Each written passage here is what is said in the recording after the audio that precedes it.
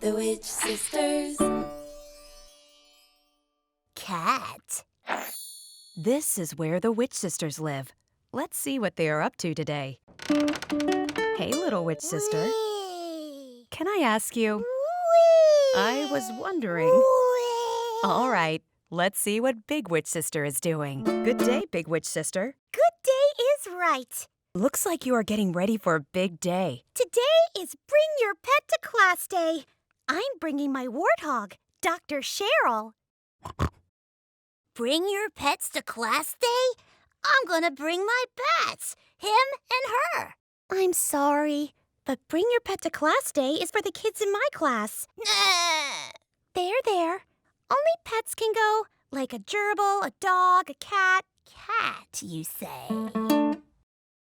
Handful of witch dust, pinch of love, pull up donut.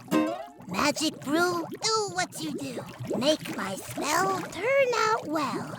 I'll spell cat 3 times now, and very shortly I'll say meow. Cat is spelled C-A-T.